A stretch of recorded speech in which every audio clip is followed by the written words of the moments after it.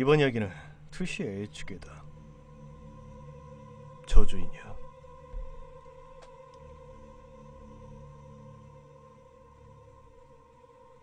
나는 일 관계로 인해 정근이 잦아 각지를 전전하며 살고 있습니다.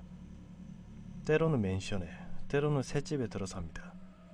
내가 야마구치야 하기라고 하는 곳에 정근 갔을 때의 이야기입니다. 싸게 집을 빌려준다는 이야기에 혹해 잠시 동안 집을 빌리게 되었습니다. 다만 상당히 깊은 산속에 있는 그런 집이었던 데다가 크기는 해도 상당히 오래된 것이어서 마음에 걸렸습니다. 그 집에 산 지 1개월쯤 지났을까. 딸의 집의 정원에서 묘한 상자를 하나 찾아냈습니다. 집안도 정원도 한바탕 소동을 피우며 청소했던 터라 꼼꼼히 살폈었지만 그런 상자는 본 기억이 없었습니다. 상자가 상당히 독특하게 생겼기 때문에 못 보았다는 것이 더욱 이상하다는 생각이 들었습니다. 저에게는 영감은 거의 없습니다만 그 상자에서는 왠지 모르게 매우 불길한 기운이 느껴졌습니다. 이때 나의 선택이 옳았다며 공포를 체험하지 않았을 거라 생각합니다만 저는 이 불길한 상자를 태워버렸던 것입니다.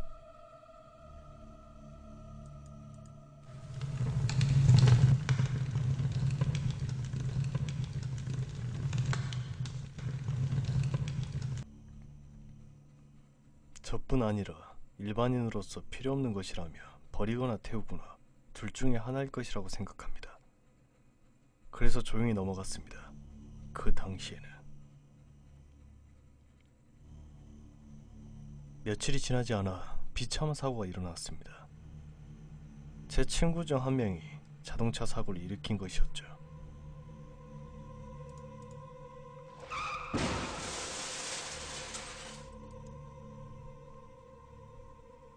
차는 불길에 휩싸였고 친구가 병원으로 후송되었을 때는 전신에 화상을 입은 채로 이미 숨져 있었다고 합니다. 그럼 며칠이 지나 또다시 나의 친구가 집에서 모닥불을 피워놓고 있다가 불이 옷으로 옮겨붙어 오른팔과 얼굴의 오른쪽 반 정도에 큰 화상을 입는 사고가 일어났습니다. 병원에 찾아가 친구에게 사정을 들어봤습니다.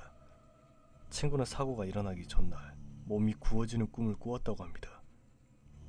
저는 미신 같은 것은 믿지 않는 성격이었지만 이때 무언가 이상하다는 것을 직감했습니다.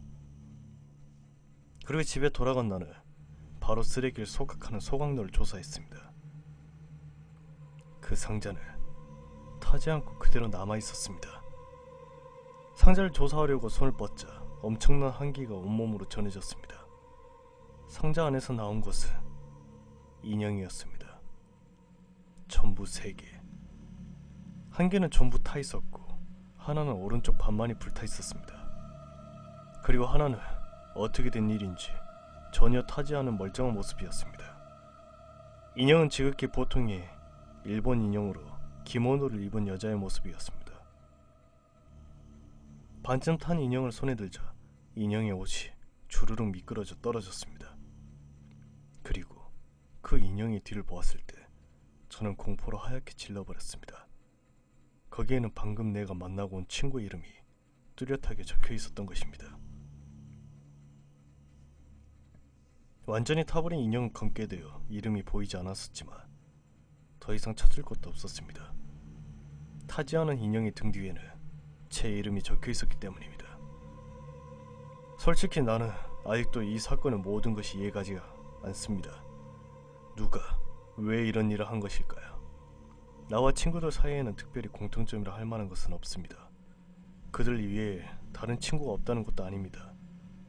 누군가에게 원한을 산 기억도 없습니다. 왜 이 집에 이런 것이 있었던 걸까요? 이 집에 나를 원망하던 누군가가 살고 있었던 걸까요? 내가 아는 사람 중에 야마구치에 살던 사람은 아무도 없었습니다. 무엇이든 모든 것이 이상했습니다. 저는 그 다음날 그 집에서 나왔습니다. 그 인형들은 모두 저에 맡겼습니다. 하지만 주지 스님의 말이 아직도 마음에 걸려 가끔 잠을 설치곤 합니다. 저희 절에서 거두어두긴 하겠지만 이것은 공양한다고 한이 떠나는 것은 아닙니다.